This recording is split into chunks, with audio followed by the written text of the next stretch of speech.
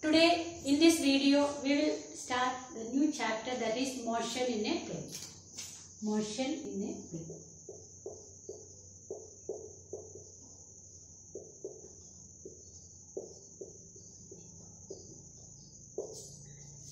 In the last some of the videos we were discussing about motion in a straight line.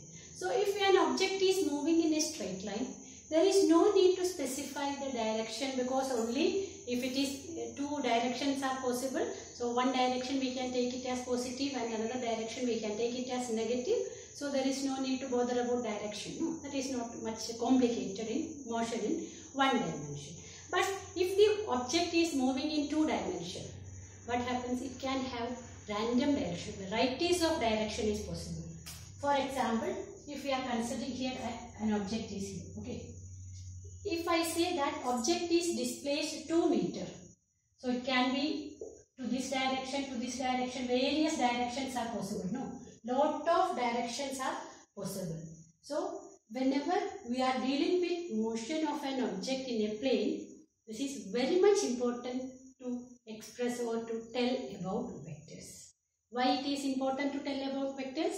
Because large number of directions are possible for an object to move, okay, and hence it is very much important to specify about vectors. But in the case of one dimension, this is not as much as complicated like here. What happens there? Only I told you, just now I told you, only two directions, positive direction and negative direction. By using that, we can represent the motion of the object, okay. So here we can see that not only one direction or two direction, many directions are there. Accordingly, we have to specify the motion also, okay. So we will see first of all what is meant by vector. You know what is meant by vector? A vector is the physical quantity which requires both magnitude and direction. No? Physical quantity. You can say that both magnitude and simply no need of writing in sentence, we can write requires both magnitude and direction.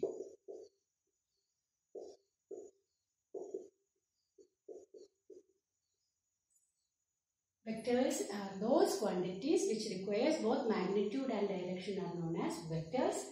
And another one is the scalar. Scalar means which has only magnitude.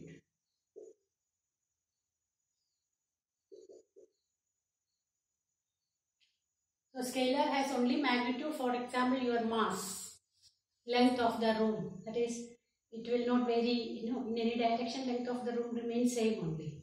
Similarly, volume, density, all those are examples of scalar quantity. Vector quantities examples are position, displacement, velocity, acceleration, mass, all those are coming in vector quantity. So in the case of scalar, we can say that whenever we are varying the magnitude, we can say that scalar quantity will be changed. We can say that a scalar quantity is changed if we are changing the magnitude of the quantity, because it has only magnitude. But in the case of vector quantity, what happens? That vector quantity changes. Either we change the magnitude of the quantity. Magnitude means that value, okay, length, or we can say whatever it is, and or direction, okay. So a vector quantity is changed either by if you are changing the magnitude of that vector quantity, or if you are changing the direction, or both, we can say that vector quantity will be changed. But in the case of scalar quantity, only magnitude. When magnitude changes, that scalar quantity changes, okay. Is it clear? And normally a vector quantity is represented with this part, we will call it as tail, and this part we will call it as head. So vector, it will be represented by a vector, and the length of the vector indicates its magnitude and arrow indicates the direction, okay. Length indicates the magnitude and arrow indicates the direction, and this is known as tail, and this arrow, that part should known as head, okay. So this is the representation of a vector. But always it is not possible to represent like this. So what we are doing is that any vector, if we, for example, if we are representing a force vector, we will write F and above that one arrow mark will be there. So we can identify that this is force vector. Okay, is it clear? Similarly, if it is momentum vector, we can write momentum. P is the letter to represent momentum. So above that one arrow will be there. Then it will be momentum vector. And how to get the direction and those we will discuss the coming topics. Okay, is it clear? So this is the way of representing vector. And in textbook, in books you can see that instead of representing it by arrow, sometimes they will use bold letters.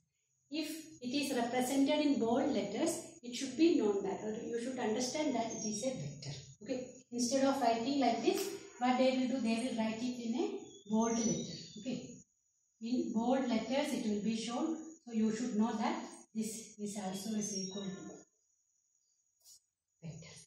But whenever we are writing, it is better or it is good to represent that vector by an arrow above that. Okay, then it will be clearly understood that it is a vector. But in books you can see that with bold letters also we are representing vectors. So this is about vectors. Is it clear to everyone? Now we will discuss about position vector and displacement vector. First of all, we start with position vector.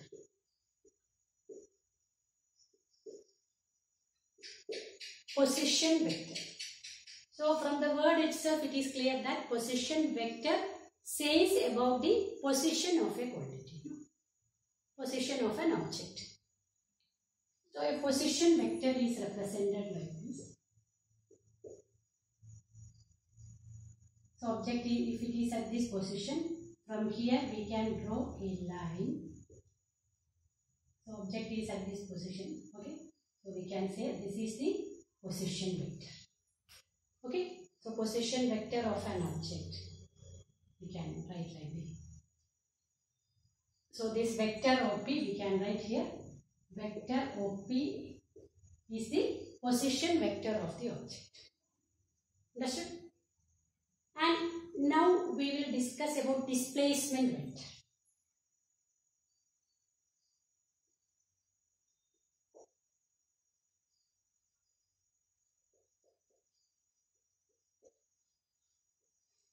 So how to draw displacement vector? We should know two positions, no? So again we are drawing x and y coordinates. Okay. So initially object is at this position. Okay, position here. After some time the object reached to this position. So this we are writing it as P and this we are writing it as Q. So OP is the initial position of the object and OQ is the final position of the object. Now what we have to find? We have to find the displacement vector. So if you connect these two, we can see that. So we can say that PQ is the displacement vector.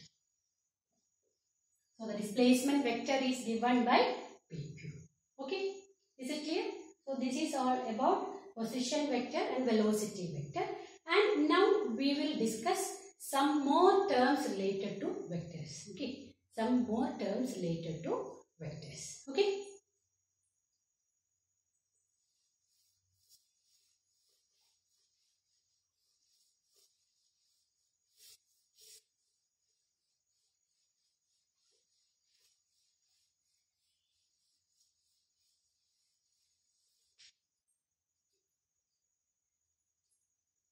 So we will start with equal vectors.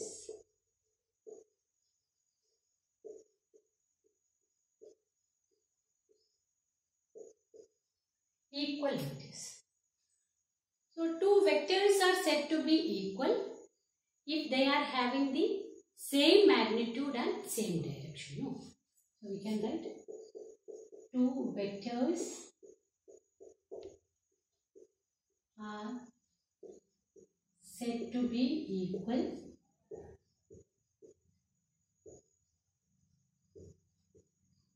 when they are having same magnitude and direction.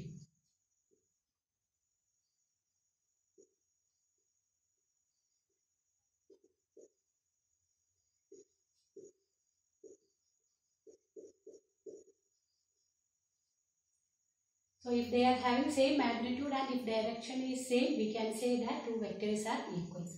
For example, if you are considering a vector A, another vector is there having same length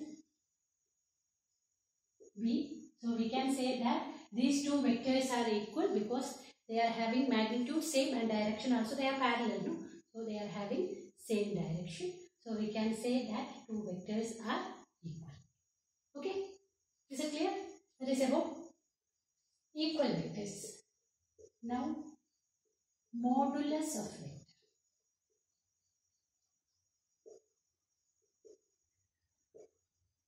These are some terms related to vectors. You should know these. No need of by hearting is as such. Okay. But you should know these terms correctly. Modulus of a vector means the magnitude of vector is known as modulus. Magnitude of a vector is known as its modulus. And the magnitude of a vector or modulus, if A is a vector, its modulus we will write in between two lines. We will write that vector. So it will be read as modulus of A. Okay, what you will read? You will read it as modulus of vector A and that is equal to A. Modulus of vector A is equal to A. It should be read as modulus of these lines. Between two lines we are writing that vector. So you have to read it as modulus of vector A and its modulus is equal to A. Okay. And next one, unit vector.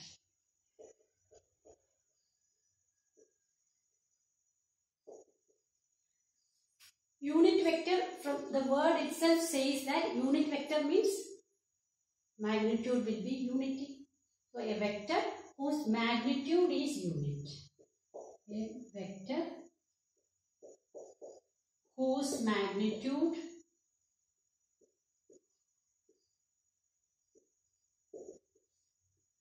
is unity.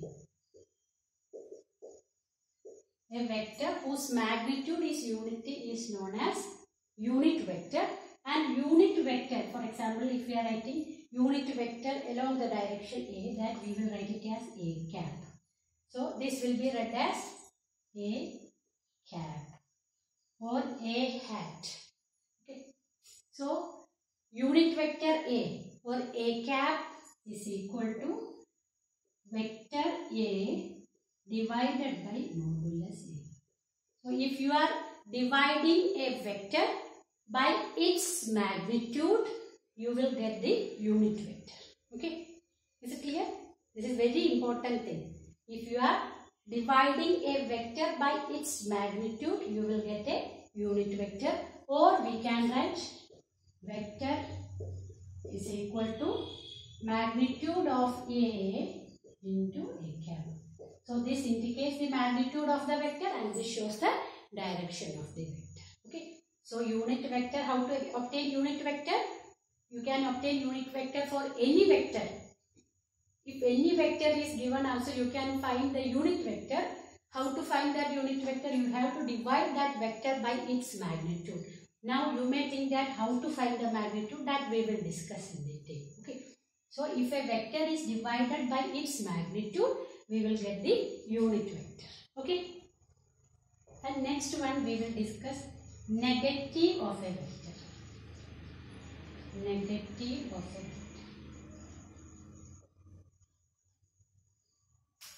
So if a vector is there A, negative of a vector we can write it as minus A. No?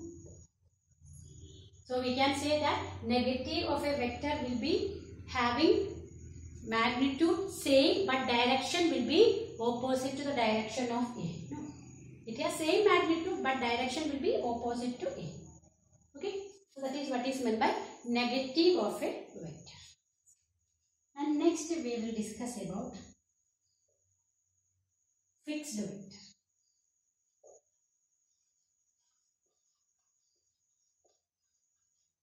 Fixed vector means a vector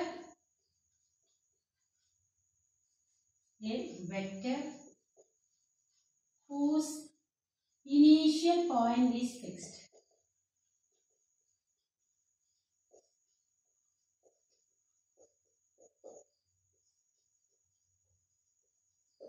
A vector whose initial point is fixed. Initial point will be constant, it will not change.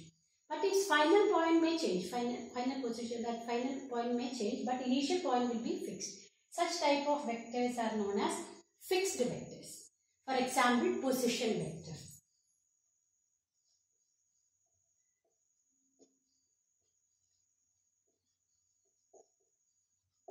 Because in the case of position vector, always initial point will be origin, no, final point will be depending on that, no. When we drawn position vector, you may be remember it, no. So here, when we are marking the position vector, we have drawn like this, no. This is initial position, different positions, no. So we can say that OP is the position vector of that object at a particular instant of time. After some time, its position changed to OQ. Position vector is OQ. So in the case of position vector, initial point will be always origin. So we can say that that is about fixed vector. Okay. So still some more are there. So these all terms are clear to you, no? Now other terms we will discuss now. Okay.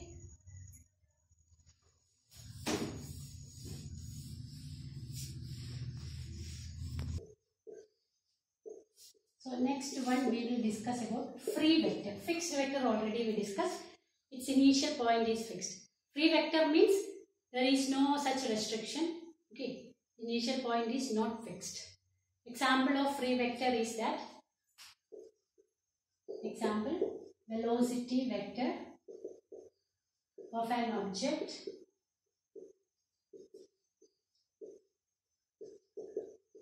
moving in straight line.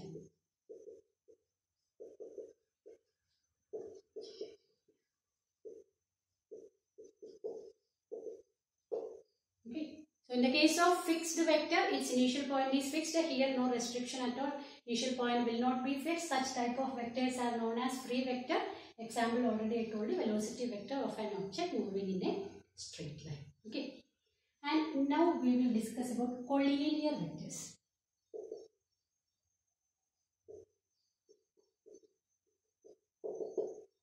In maths we have studied about collinear. So collinear vectors means the vectors which are acting along the same line of joining. Vectors which are acting along the same line.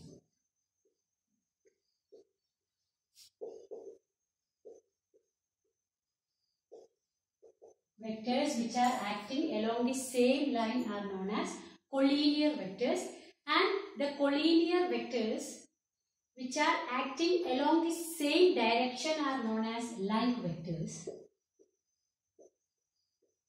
In collinear vectors itself, like vectors and unlike vectors are there. So like vectors means collinear vectors in the same direction. Collinear vectors in the same direction, which means the angle between the two vectors will be 0 degree. And unlike vectors means they are also collinear vectors, but now it is very easy to say, no? Collinear vectors in the opposite direction.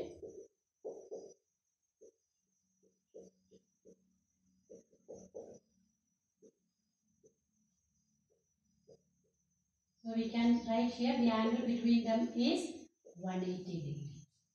Okay. So collinear vectors can be, we can say that there are two types of collinear vectors. Either it can be like vectors or unlike vectors. In both cases it will be acting along the line joining. But if the angle between them is 0 degree, it will be like vectors, and if angle between them is 180 degree, it will be unlike vectors. And next one is coplanar vectors.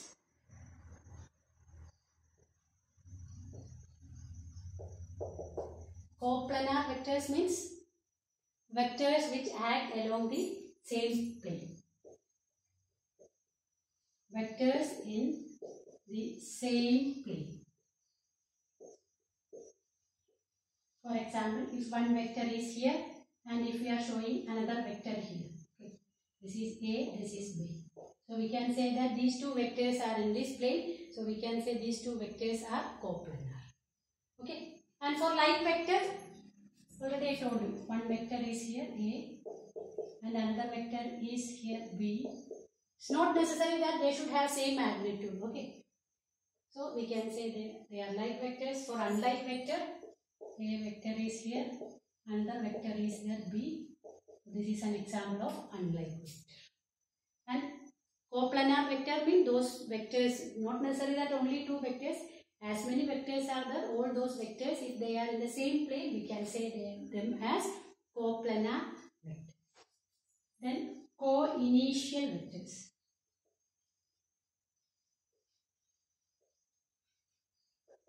Co-initial vector means whose initial point will be same. Vectors which are having same initial point. You can write here. Vectors which are having same initial point.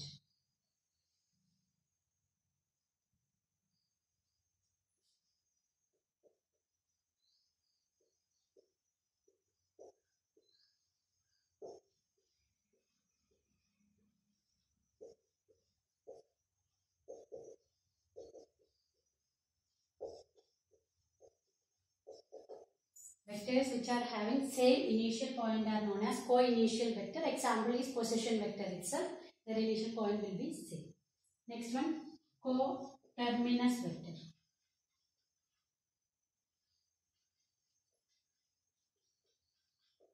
Coterminous vector means vectors whose final point is fixed.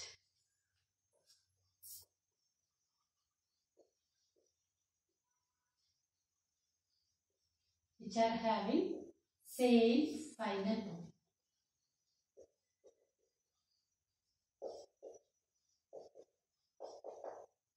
Which are having same final point. They are known as coterminous vector. Okay, is it clear? And next we will discuss about zero vector, one important vector, that is zero vector and its properties. Zero vector.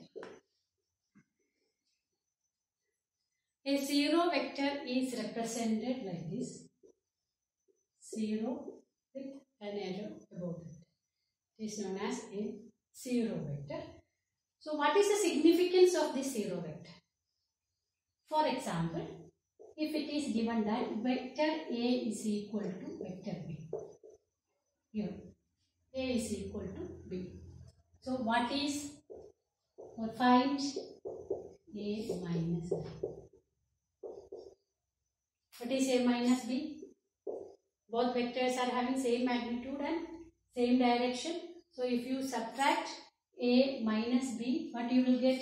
You will get that answer as a zero vector.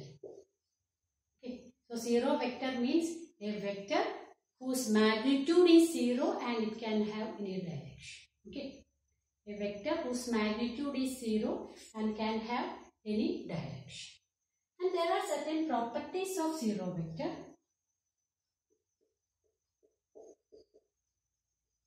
If you add zero vector with a vector, if a vector is there, A, and if you add zero vector, you will get A itself.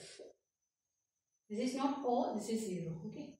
If you add a vector with a zero vector, you will get the same vector. Okay. Similarly, if a number, if a real number, if it is a lambda, okay. If you are multiplying that lambda with a zero vector, you will get zero vector. So where lambda is a real number.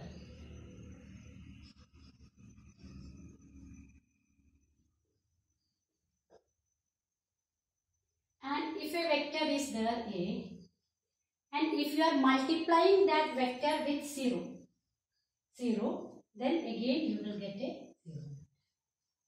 Okay, is it clear? So these are the different properties of zero vector. Okay, and now we will discuss the next topic. Okay. addition of two vectors.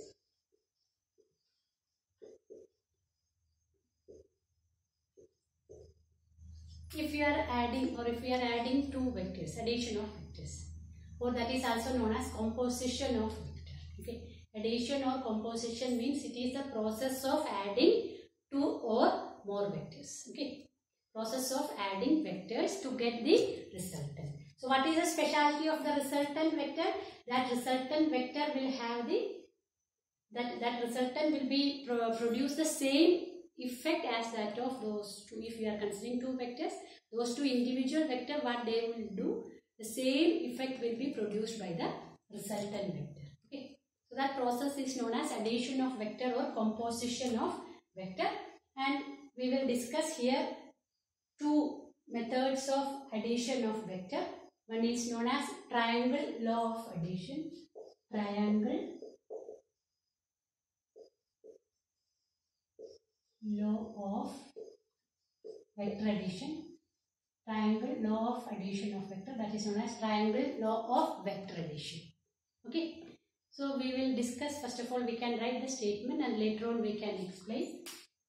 If two vectors are represented both in magnitude and direction by the two sides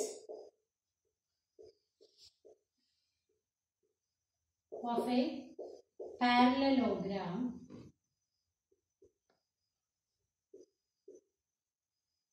taken in the same order,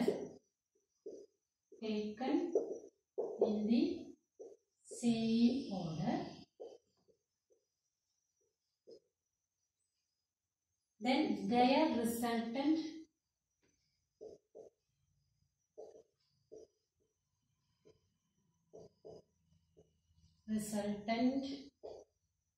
is represented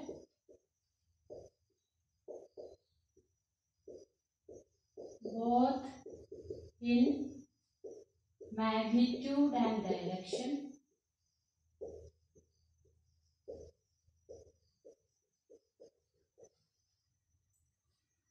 by the third side of the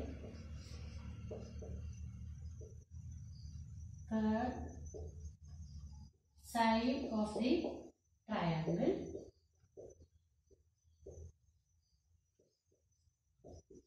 taken in the opposite order.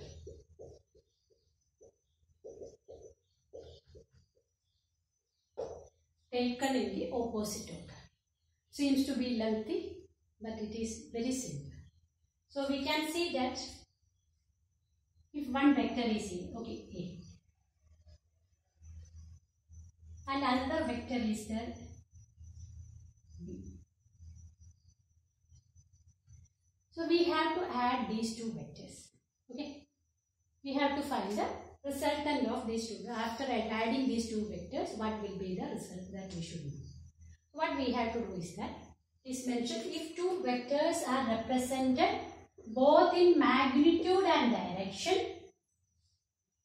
by the two sides of a parallelogram, not a triangle. Here it is triangle of vector addition, no?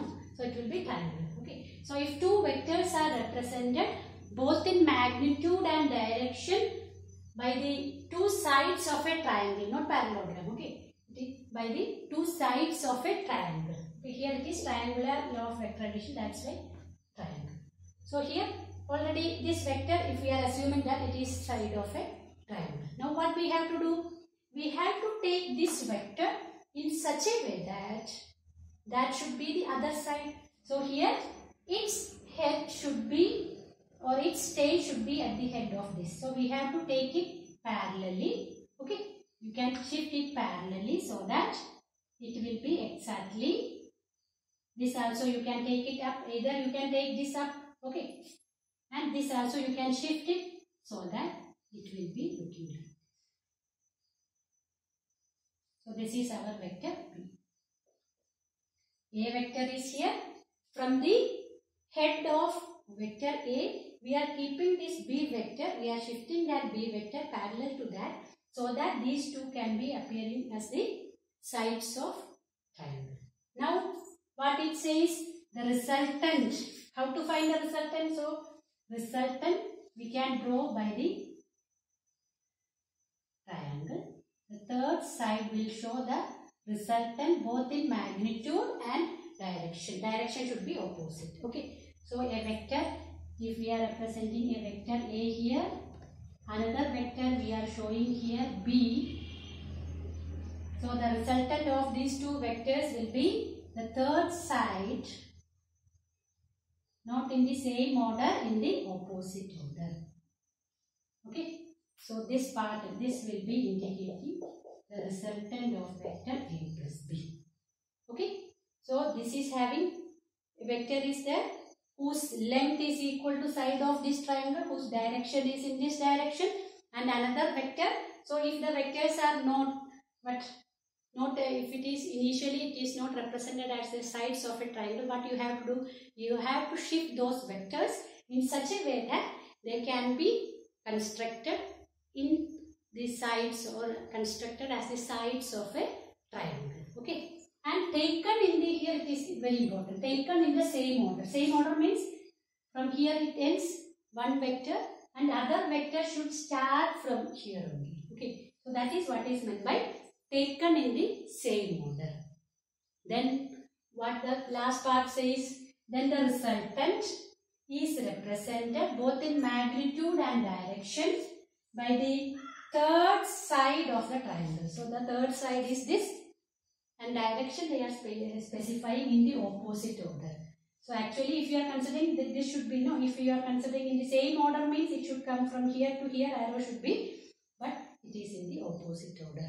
So if two vectors are there, what will be the resultant? Resultant will be A plus B. So its magnitude will be equal to length of this side and direction will be in this direction.